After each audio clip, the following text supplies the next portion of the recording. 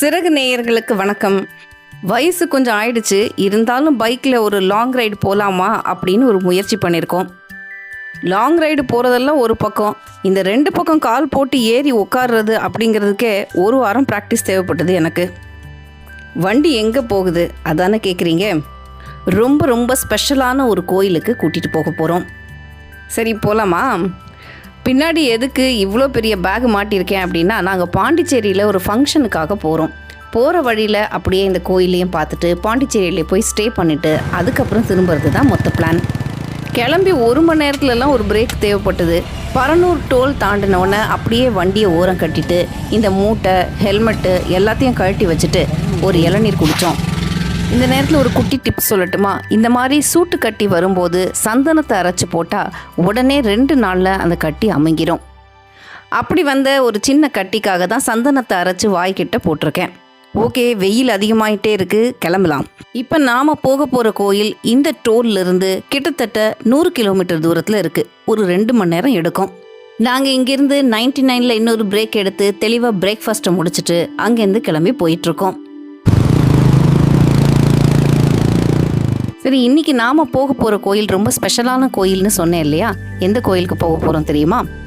நம்ம திண்டிவனம் தாண்டி அப்படியே மயிலம் போகிற மாதிரி இடது பக்கம் திரும்பினோன்னா திருவக்கரை அப்படிங்கிற ஒரு இடத்துக்கு போகலாம். இந்த திருவக்கரையில் இருக்கிறது சந்திரமௌலீஸ்வரர் ஆலயம் அப்படின்னா கூட இது வக்கரகாளியம்மன் திருக்கோயில்னே அழைக்கப்படுது. பழமையும் பெருமையும் வாய்ந்த திருவக்கரைங்கிற இந்த திருத்தலம் தொண்டை நாட்டில் இருக்கிற 32 சிவத்தலங்கள்ல 30வது தலமா இருக்கு. இதோ சங்கராபரணி ஆறு. இந்த ஆறு வராக நதின்னு அழைக்கப்படுது. இந்த நதியோடைய வடகரையில 7 நிலை ராஜகோபுரத்தோட அமைஞ்சிருக்கு இந்த கோவில். இந்த நதியை பத்தி இன்னும் நிறைய சொல்ல வேண்டியது இருக்கு. இதை ஒட்டி ஒரு அதிசயமான தகவலும் இருக்கு. இதை இந்த வீடியோவோட கடைசியில நம்ம பார்க்கலாம். இப்போ நம்ம கோயிலை பத்தி பார்க்கலாம். இந்த கோயில் 2000 வருஷத்துக்கு முன்னாடி ஆதித்ய சோழன்கிற மன்னரால் கட்டப்பட்டது. இந்த பேரை எங்கேயோ கேட்ட மாதிரி இருக்குன்னு தானே யோசிக்கிறீங்க? கல்கியில் வர பொன்னியின் செல்வனில் வர அதே ஆதித்ய சோழன் தான். அதுக்கப்புறம் 1ஆம் பராந்தக சோழருடைய மகனான கண்டராதித்த சோழர், இவர் மிகச்சிறந்த சிவபக்தர் அப்படின்னு நம்ம பொன்னியின் செல்வனில் படிச்சிருக்கோம். இவருடைய காலத்தில் கிபி 950லேருந்து 957 முடிய இந்த திருக்கோவிலில் கோபுரம் கட்டப்பட்டு அதுக்கப்புறம் அவருடைய பெயராலேயே இது கண்டராதித்தன் திருக்கோபுரம் அப்படின்னும் அழைக்கப்படுது. அதுக்கப்புறம் சோழ மன்னன் 2வது ராஜாதிராஜனுடைய ஆட்சி ஆண்டுல திருவக்கரை கோயிலுடைய கோபுரம் நிர்மாணிக்கப்பட்டிருக்கு. அடுத்த 10 ஆண்டுகளில் கலைநயமிக்க 100 மண்டபமும் நிர்மாணிக்கப்பட்டிருக்கு. இதையெல்லாம் கட்டுனது இந்த பகுதியைச் சேர்ந்த அம்மையப்பன் பாண்டிநாடு கொண்டனான கண்டர் சூரியன் சம்புவராயன் அப்படிங்கிறவர். அடேங்கப்பா, எத்தனை பேர் இந்த கோயிலுக்கு திருப்பணி செஞ்சுருக்காங்கல்ல. ரொம்ப பெரிய திருக்கோயிலாக இருக்கிற இந்த தலத்தில் 40க்கும் மேற்பட்ட கல்வெட்டுகள் இருக்குது. மாமன்னர்கள், அவங்களுடைய தேவியர்கள், சோழர் கால அரசு அதிகாரிகள் இவங்கெல்லாம் இந்த கோயிலுக்கு செஞ்ச திருப்பணிகளை, அளித்த நிபந்தங்கள் பற்றிய தகவல்களை இந்த கல்வெட்டுகள் நமக்கு தெரிவிக்குது. நாம் முதல்ல இந்த தலத்தில் வீற்றிருக்கிற ஈசனை பற்றி பார்க்கலாம். இந்த தலத்தில் வீற்றிருக்கிற ஈஸ்வரன் ஸ்ரீ சந்திரமௌலீஸ்வர பெருமான். தக்கனோட சாபத்தால தன்னுடைய கலைகள் ஒவ்வொன்றா குறைஞ்சு வர ஒரே ஒரு கலையோட சந்திரன் ஈசனை பூஜித்து தன்னுடைய அத்தனை கலைகளையும் திரும்ப பெற்றது வரலாறு. அப்படி சந்திரன் வணங்கின திருவடிவம் சந்திரசேகரர் திருக்கோலம். அப்படி சந்திரன் வணங்கின திருவுருவம் தான் சந்திரமௌலீஸ்வரரா இந்த கோயில்ல அருள் பாலிக்கிறாரு. இந்த கோயில்ல இன்னொரு சிறப்பு என்னன்னா, ஸ்ரீ சந்திரமௌலீஸ்வர பெருமான் 3 முகலிங்கமா இங்க அருள் பாலிக்கிறாரு. அப்படின்னா என்ன? நமக்கெல்லாம் படி அளக்கிற இந்த பரமனாகிய ஈசன் அருவம், அரு உருவம், அப்புறம் உருவம்னு 3 நிலைகள்ல நமக்கு அருள் பாலிக்கிறாரு. சிதம்பரம் திருத்தலத்துல சிதம்பர ரகசியம்னு நமக்கு திறந்து காமிச்சா அங்க வெறும் ஆகாயம்தான் இருக்கும், ஒண்ணுமே இருக்காது. அப்படி சிதம்பரம் திருத்தலத்துல அரூப நிலையில இருக்கிற சிவபெருமான் பெரும்பான்மையான மற்ற சிவாலயங்கள்ல அரு உருவமா, அதாவது சிவலிங்க வடிவத்துல இருக்காரு. அப்புறம் முழு உருவமா ஸ்ரீ நடராஜ பெருமானாகவும் நமக்கு திருக்காட்சி தரார் ஈசன். இப்படி அரு உருவமா இருக்கிற சிவத்தத்துவம், அதாவது சிவலிங்கமாக திருக்காட்சி அளிக்கிற சிவத்தத்துவம், அதுக்கப்புறம் முழு உருவமா சிவமூர்த்தியா நடராஜ பெருமானா நமக்கு காட்சி தர நிலைய காஷ்மீர சைவம் அவிகார பரிணாமம் அப்படின்னு சொல்லுது. இந்த சிவலிங்க திருமேனிக்கும் முழு வடிவமான சிவமூர்த்தி அதாவது நடராஜருக்கும் இடையே உள்ள பரிணாமமாக தான் முகலிங்கம் சொல்லப்படுது. இந்த முகலிங்க வடிவத்துல தான் 3 முகத்தோட ஸ்ரீ சந்திரமௌலீஸ்வரர் திருவக்கரையில நமக்கு திருக்காட்சி தரார். ஈசனுடைய கிழக்கு நோக்கிய திருமுகம் தத்புருஷம் அப்படின்னும், வடக்கு நோக்கிய திருமுகம் வாமதேவம் அப்படின்னும், தெற்கு நோக்கிய திருமுகம் அகோரம் அப்படின்னும் வணங்கப்படுது. பிரம்மா, விஷ்ணு, சிவம் இந்த 3 பேரும் ஒருவராக 3 முகலிங்கம் கொண்டு திருவக்கரை திருத்தலத்துல ஸ்ரீ சந்திரமௌலீஸ்வரராக திருக்காட்சி தர்றது வேறு எங்கேயுமே நாம பார்க்க முடியாத ஒரு அரிய தரிசனமாகும். பார்வதி தேவியே வந்து ஞானப்பால் கொடுத்த திருஞான சம்பந்தரால பாடல் பெற்ற ஸ்தலம் இந்த ஸ்தலம். இந்த கோயில்ல வக்ராசுரன் பூஜித்த ஆத்மலிங்கம் இருக்கு. இந்த லிங்கம் கோடை காலத்துல குளிர்ச்சியாவும், மழை காலத்துல லிங்கத்தோட மேல் பகுதியில முத்து முத்தான நீர்த்துளிகளோடையும் காணப்படுமா. ஒரு அழகான அமைதியான ஸ்தலத்துக்கு வந்திருக்கோம். குண்டலினி சித்தருடைய பேரன் வக்ராசுரன், அந்த அசுரன் சிவபெருமான் கிட்ட வரம் வாங்கிக்கிறார், யாருமே தன்னை அழிக்க முடியாது அப்படின்னு. தன்னை யாருமே அழிக்க முடியாதுன்னு ஒரு வரம் வாங்கின உடனே எல்லாருக்குமே ஒரு இருமாப்பு வந்துருது இல்லையா. அந்த சக்தியை வச்சுக்கிட்டு எல்லாரையும் அவர் துன்புறுத்துறார். அவரை அழிக்க வேண்டி சிவபெருமான் பெருமாள் கிட்ட போய் கேட்கிறாரு.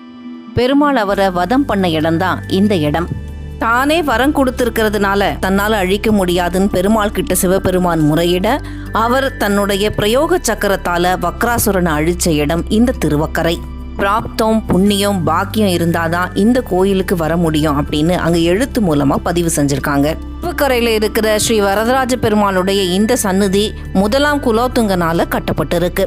மேற்கு நோக்கிய நிலையில வரதராஜ பெருமான் நின்ற கோலத்துல திருக்காட்சி தரார். சங்கு சக்கரதாரியா அபய கடிகஸ்தத்தோட 6 அடி உசரத்துல ஆஜானு பாகுவா காட்சி தர எம்பெருமான பார்த்துக்கிட்டு இருந்தா நம்ம கண்கள் அங்கிருந்து நகரவே மறுக்குது. சிவபெருமானோட வேண்டுகோளுக்கு இணங்க வக்ராசுரனை வதம் செஞ்ச எம்பெருமான் இந்த தலத்துல பிரயோக சக்கரத்தோட திருக்காட்சி தரதுனால இந்த பெருமானை வணங்கினா நம்ம வேண்டுதல்கள் எல்லாம் உடனடியா நிறைவேறிடும் அப்படின்னு சொல்றாங்க. சங்கு சக்கரதாரியான பெருமாளோட கைகளில் சக்கரம் எப்பவுமே நம்மளை பார்த்த மாதிரி இருக்கும். இந்த பிரயோக சக்கரம் மட்டும் பிரயோகிக்கிறதுக்கு தயாரா, பெருமாளுடைய முகத்துக்கு நேரா, அதாவது நம்மளை வந்து அடையறதுக்கு தயாரான நிலையில இருக்கிற மாதிரி இருக்கிறது தான் பிரயோக சக்கரத்துடைய சிறப்பு.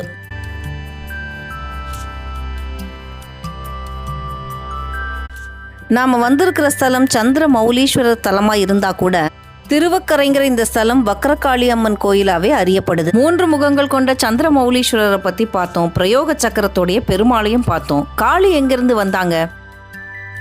வக்ராசுரனை அழிக்க சொல்லி சிவபெருமான் பெருமாள் கிட்ட கோரிக்கை வைக்கிறாரு. பெருமாளும் தன்னுடைய சக்கராயுதத்தால வக்ராசுரனை அழிச்சிடுறாரு.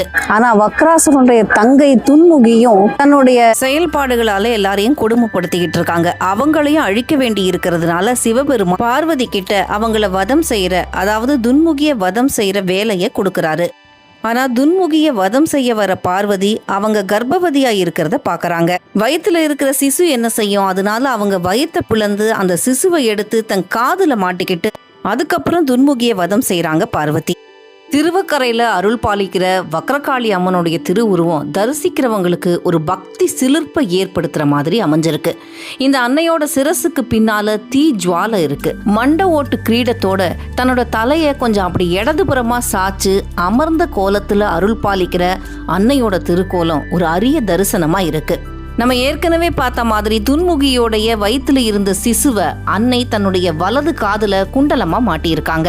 வலது திருப்பாதத்தை அப்படியே கொஞ்சம் தூக்கி மடிச்சு தான் உட்கார்ந்து இருக்கிற பீடத்துல ஊன்றியபடியும், இடது பாதத்தை பூமியில ஊன்றியபடியும் உடலை சற்று வளைத்து வலதுபுறம் திருப்பியுள்ள நிலையில வக்ரகாளி அம்மன் அருள் பாலிக்கிற இந்த காட்சி வேற எங்கேயுமே நாம காண முடியாத ஒரு அரிய தரிசனமா இருக்கு. வக்ரகாளி அம்மன் தன்னுடைய வலதுபுறம் உள்ள 4 திருக்கரங்கள்ல பாசம், சக்கரம், வாள் மற்றும் கோடரி ஆகியவற்றை ஏந்தியும், இடது பக்கம் உள்ள திருக்கரங்கள்ல 1 உடுக்க வச்சிருக்கிற பாவனையோடையும், மற்ற 2 திருக்கரங்கள்ல கேடயம் மற்றும் கபாலம் ஏந்தியும், 4வது திருக்கை இடது திருப்பாதங்களை ஒட்டி கைவிரல்களை லாவகமா மடக்கி ஆள்காட்டி விரலால தன்னோட இடது பாதத்தை சுட்டி காட்டுற பாவனையில அமைஞ்சிருக்கு இந்த திரு அன்னையுடைய தோற்றம். அன்னையுடைய திருவடிகளே கதி அப்படின்னு சரணடைந்த பக்தர்களுடைய பாவங்கள் நீங்கி வீடு பேர் அடையிறது நிச்சயம் அப்படிங்கறத உணர்த்துறது மாதிரியான தோற்றமா இது பார்க்கப்படுது. இதனால ஸ்ரீ வக்ரகாளி அம்மனுடைய திருமுக தரிசனம் கண்டப்புறம் அன்பர்கள் இந்த அன்னையுடைய பாத தரிசனமும் காண்பது அவசியமாகும். சரி, அன்னையுடைய வலது காதுல தொங்குற அந்த சிசு என்ன ஆச்சுன்னு தானே கேக்குறீங்க. வேற எங்க இருக்கிறதைய விட பாதுகாப்பான இடம் இந்த மடி தானே. அன்னை அடி சேர்ந்தவங்க முழு பாதுகாப்பா இருப்பாங்கங்கிறதுக்கு மேலும் மேலும் விளக்கங்கள் தேவையா என்ன? காளி கோயில்னு சொன்னா ரொம்ப பயங்கரமா இருக்கும் அப்படின்னு தானே நம்ம நினைப்போம். ஆனா இந்த கோயில்ல அம்பாள் அவ்வளவு அழகா அப்படியே ஒரு தலையை சாச்சிக்கிட்டு நம்மளை பாக்குறது, இங்க வா நான் இருக்கேன், ஏன் கவலைப்படுற, ஓடி வா அப்படின்னு சொல்ற மாதிரி இருக்கு. சன்னதிக்கு முன்புறம் பக்கத்திற்கு 4 துவாரபாலகிகள் அருள் பாலிக்கிறாங்க. இடையர் குலத்தை சேர்ந்த இவங்களுக்கு முக்தி பேர் அளித்து தனக்கு துவாரபாலகிகளா வைத்து கொண்டார் வக்ரகாளின்னு இந்த தலத்துடைய வரலாறு நமக்கு சொல்லுது. நிழல் கிரகமான ராகு மற்றும் கேது ஆகிய கிரகங்களுக்கு அதிதேவதையா வழங்கப்படும் இந்த காளியோடைய சன்னதியில அர்ச்சனை செஞ்சு வணங்க இந்த கிரகங்களால ஏற்படும் கெடுபலன்கள் வெகுவாக குறையும் அப்படின்னு சொல்லப்படுது. ஸ்ரீ வக்ரகாளியோடைய உக்கிரத்தை தணிக்கிறதுக்காக அன்னையுடைய இடது திருப்பாதத்துக்கு கீழே ஆதிசங்கரர் ஸ்ரீ சக்கரத்தை பிரதிஷ்டை செஞ்சிருக்காரு. மன நிம்மதி கிடைக்கிறதுக்கும் கிரகங்களுடைய வக்ர தோஷங்கள் நீங்கிறதுக்கும் காரிய தடைகள் விலகவும் முன்ஜென்ம பாவங்களும் தோஷங்களும் நீங்கவும் இந்த தலத்து ஈசனையும் வக்ரகாளி அம்மனையும் வழிபாடு செய்கிறார்கள் அன்பர்கள். திருமண தடை உள்ள அன்பர்கள் வக்ரகாளி அம்மனுடைய சன்னதிக்கு எதிரில் உள்ள தீபலட்சுமி அம்மனுக்கு திருமாங்கல்யம் சமர்ப்பித்து வேண்டிக் கொள்றதுனால தடைகள் நீங்குங்கிற நம்பிக்கை பக்தர்கள்ட்ட இருக்கு. இந்த கோயில் காலையில் 6 மணிலேருந்து இரவு 8:30 மணி வரைக்கும் திறந்தே இருக்கும். முக்கியமாக பௌர்ணமி அன்னைக்கு இரவு 12 மணிக்கும், அமாவாசை அன்னைக்கு நண்பகல் 12 மணிக்கும் வக்ரகாளி அம்மனுடைய சன்னதியில் ஜோதி தரிசனம் நடைபெறுது. இந்த நிகழ்வில் பல்லாயிரக்கணக்கான பக்தர்கள் வந்து கலந்து கொண்டு வக்ரகாளி அம்மனுடைய தரிசனம் கண்டு வணங்கி செல்கின்றனர். அதனால தான் எப்போதுமே ஊருக்கு வெளியில இருக்கிற காளி கோயில் திருவக்கரையில ஊருக்கு நடுவில் அமைஞ்சிருக்கு. இந்த தலத்துல எழுந்தருள்ற முருகப்பெருமான் மீது அருணகிரிநாதர் திருப்புகழ பாடி அருளியிருக்காரு. பச்சிலையிட்டு முகத்தை மினுக்கிகள் குத்திர வித்தை மிகுத்த சமர்த்திகள் அப்படின்னு தொடங்குற அந்த திருப்புகழ் பாடல்ல கொச்சை மொழிச்சி கருத்த விழிச்சி சிறுத்த இடைச்சி பெருத்த தனத்தி குரத்தி தனக்கு மனம் பிரியம் உற்றிடு குமரேசா கொத்து அவள் பத்ம மலர் பழனத்தோடு குற்றமர கடிகை புனல் சுற்றிய கொட்பு உள நல் திருவக்கரை உற்று உரை பெருமாளே அப்படின்னு இதழ் கொத்து கொத்தா விரிகின்ற தாமரை மலர் நிறைந்த வயல்களும் நன்றாக ஓடும் கடிகைங்கிற ஆற்று நீரும் சுற்றியுள்ள நல்ல திருவக்கரை இந்த ஊர்ல பொருத்தமா வீற்றிருக்கும் பெருமாளே அப்படின்னு அருணகிரிநாதர் இந்த தலத்து முருகரை பத்தி பாடுறாரு. இந்த சன்னதியில சப்த மாதர்கள் இருக்காங்க. இதுல சாமுண்டிக்கு பதிலா அன்னை ஆதிபராசக்தியே காளியா உருவெடுத்து இங்க பக்தர்களுக்கு அருள் பாலிக்கிறதா நம்பப்படுது.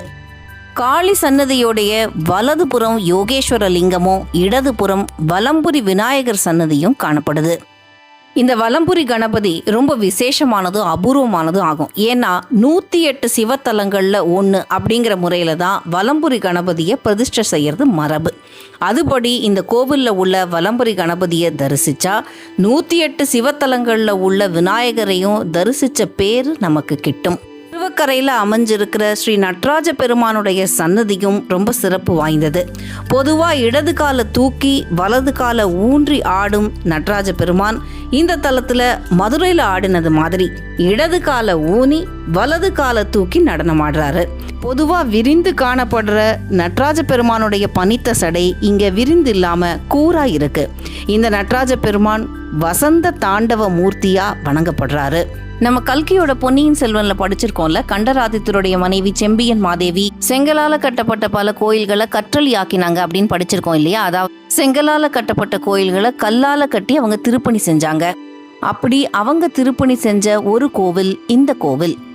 எப்பவோ படிச்ச வரலாற்று பக்கங்களுக்கு அந்த நிகழ்வுகளுக்கு சாட்சியா இருக்கிற இந்த மாதிரி கோவில்களை இந்த ஜென்மத்திலேயே பார்க்க முடிஞ்சிருக்குன்னு நினைக்கிறப்போ ஏற்படுற உணர்வை வார்த்தைகளால சொல்லிட முடியல. திருவக்கரை தலத்துல குண்டலினி சித்தருடைய ஜீவ சமாதி இருக்கு. இவரோட அதிஷ்டானம் இங்க தனி கோயிலாவே அமைக்கப்பட்டிருக்கு. இந்த சன்னதிக்கு முன்னாடி ஒரு பெரிய மண்டபம் அமைஞ்சிருக்கு. இங்க உட்காந்து தியானம் செஞ்சா மனசை சுலபமா ஒருமுகப்படுத்த முடியும்னு சொல்றாங்க. இந்த மகானுடைய ஜீவ சமாதி இங்க அமைஞ்சிருக்கிறதுனால இத்தலம் குண்டலி வனம் அப்படின்னும் அழைக்கப்படுது. இந்த தலம் வக்ர சாந்தி தலம் அப்படின்னு அழைக்கப்படுது. அதாவது இங்கே இருக்கிற எல்லாமே வக்ரமான நேர்கோட்டில் இல்லாமல் மாறுபட்ட அமைப்பை கொண்டுள்ளன. ராஜகோபுரம், கொடிமரம், பலிபீடம், நந்தி இதெல்லாம் வழக்கமாக ஒரு நேர்கோட்டில் இருக்கும். ஆனால் இந்த கோவிலில் எல்லாம் சற்று விலகி வக்ரமான அமைப்பில் இருக்குது. அதே மாதிரி மூலவர் சந்திரமௌலீஸ்வரரும் வக்ரகாளியும் சனி பகவானும் வெவ்வேறு திசைகளில் வக்கரமாக வீற்றிருக்காங்க. ஜாதகத்தில் கிரகங்கள் வக்கரம் அடைகிறதுனால ஏற்படும் துன்பங்களை நீக்கிறது இந்த தலத்துடைய முக்கிய பலனாக கருதப்படுது. ஜாதகத்தில் ராகு கேது இதர கிரகங்களால் ஏற்படும் வக்ர தோஷங்கள், கிரக பிரயற்சியால் வரும் தடைகள் இதெல்லாமும் இந்த கோயிலுக்கு வரதுனால நீங்குது. கோவிலில் காலடி வச்சாலே செஞ்ச பாவங்கள் நீங்கி மன நிம்மதி கெட்டுங்கிறது பக்தர்களுடைய அசைக்க முடியாத நம்பிக்கை. திருமண தடைகள் நீங்கிறதுக்கும் புத்திர பாக்கியம் கிடைக்கிறதுக்கும் எடுத்த காரியத்தில் வெற்றி கிடைக்கவும் பக்தர்கள் இங்கே வந்து வழிபடுறாங்க.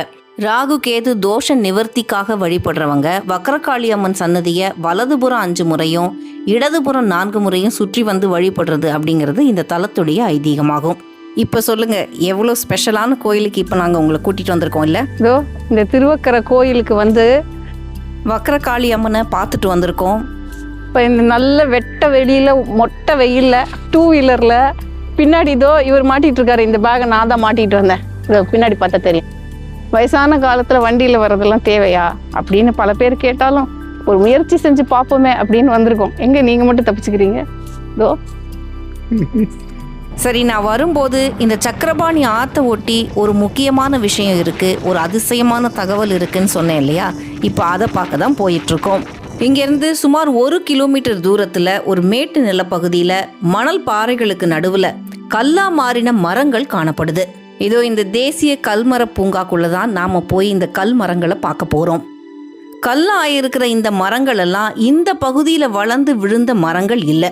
இந்த படிவு பாறைகளை ஆராய்ச்சி பண்ணும்போது கடலூர் மணல் கல் தொகுப்பை சேர்ந்தவையா இவை இருக்குன்னு கண்டுபிடிச்சிருக்காங்க.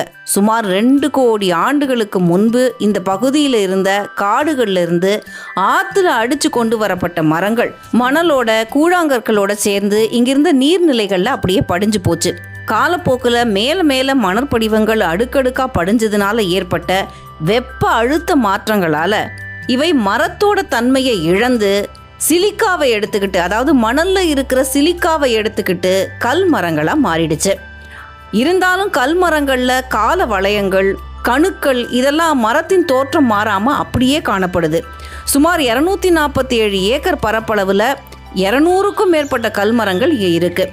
நாம் கடந்து வந்த ஆற்றுக்கும் இந்த அதிசயத்துக்கும் ஒரு தொடர்பு இருக்குன்னு நான் ஏன் சொன்னேன்னா, இங்கே இருக்கிற மரங்கள் பெரும்பாலும் படுக்க வாக்கில் இருக்குது. இந்த அடிமரங்களில் கிளைகளோ வேர்களோ பட்டையோ காணப்படலை. அதனால இவங்க இந்த இடத்துலையே இருந்தவங்க இல்லை, வேற எங்கேருந்தோ இங்கே கொண்டு வரப்பட்டு அப்புறம் கல் மரங்களாக மாறி இருக்கணும் அப்படிங்கிறது தெளிவாகுது. வேற எங்கேருந்தோ இங்கே எப்படி வரும்? ஆற்று மூலமாக தான் அடிச்சிட்டு வர முடியும். இந்த கல்மரத்தில் சிலதெல்லாம் 30 மீட்டர் நீளம் இருக்கிறதாவும் 1.5 மீட்டர் குறுக்களவு இருக்கிறதாவும் இருக்குது. எம் சொனரெட்டுங்கிற ஐரோப்பிய இயற்கை அறிஞர் 1781 இந்த கல்மரங்கள் பற்றி ஆய்வு செஞ்சிருக்காரு. இந்த கல்மரங்களில் சிலது திறந்த விதை தாவர இனத்தையும் சிலது மூடிய விதை தாவர இனத்தையும் சேர்ந்தவைன்னு அவர் குறிப்பிட்டிருக்காரு. இந்த காலத்தில் இருக்கிற புன்னை, கட்டாஞ்சி, ஆமணக்கு குடும்பங்களைச் சேர்ந்த மரங்களும் புளிய மரம் போன்றவைகளும் இங்கே கல்மரங்களாக உள்ளன. உலகத்தில் ரொம்ப சில பகுதிகளில் மட்டுமே கிடைக்கிற இந்த மாதிரி அரிய வகை கல்மரங்கள் பூமியுடைய வரலாற்றை நமக்கு சொல்லக்கூடிய ஒரு சிறந்த சான்றுகளாகும். அதனால தான் அரிய வகை தேசிய புவியியல் நினைவு சின்னங்களை பராமரிச்சுட்டு வர நம்ம இந்திய புவியியல் ஆய்வுத்துறை 1957ஆம் ஆண்டிலிருந்து இந்த கல் மரங்களை போற்றி பாதுகாத்து வருது. கல்லா போன மரங்கள் மட்டும் இல்லை, இதோ மரமாக இருக்கிற இந்த மரமும் நம்மளை அதிசயிக்க வைக்கிற ஒன்று தான். இந்த மரத்துக்கு வயசு என்ன தெரியுமா? என்னவா இருக்கும்னு நீங்கள் நினைக்கிறீங்க? 300 ஆண்டுகளுக்கு மேலே அப்படின்னு இங்கே இருக்கிற போர்டு நமக்கு சொல்லுது. இதுக்கு முன்னாடி நாம் பார்த்த வக்ரகாளி அம்மன் கோயில், சந்திரமௌலீஸ்வரர் கோயிலில் வழி வழியாக வந்து நம்மளுடைய முன்னோர்கள், ராஜாக்கள், அவங்கள சேர்ந்தவங்க எல்லாம் அவங்களுக்கு தெரிஞ்ச ஒரு பொக்கிஷத்தை கோயிலாக கட்டி எழுப்பி அதுக்கு பல திருப்பணிகள் செஞ்சு வச்சாங்க. இதோ இங்கே இயற்கை தனக்கு பின்னாடி இருக்கிற அதிசயத்தை அதுவே பாதுகாத்து பல மடங்கு பெருக்கி வச்சிருக்கு. சரி, நாங்கள் இப்படியே பாண்டிச்சேரிக்கு போய் ஃபங்க்ஷன் அட்டென்ட் பண்ணிவிட்டு திரும்ப போகிறோம். நாங்கள் திரும்பி வரும்போது இந்த வீடியோ எடிட் பண்ணி உங்கள் பார்வைக்கு ரெடியாக வெளியிடப்பட்டிருக்கோம். நாங்கள் பாண்டிச்சேரி வரைக்கும் வண்டி எடுத்துகிட்டு வந்ததுக்கு இன்னொரு காரணமும் இருக்குது. அது வரப்போகிற வீடியோக்குள்ளே நான் உங்களுக்கு சொல்கிறேன். எதுக்காக வண்டி எடுத்துகிட்டு வந்திருப்போம்னு யாருக்காவது கெஸ் இருந்தால் கீழே கமெண்ட்டில் சொல்லுங்கள். மீண்டும் சந்திப்போம். நன்றி.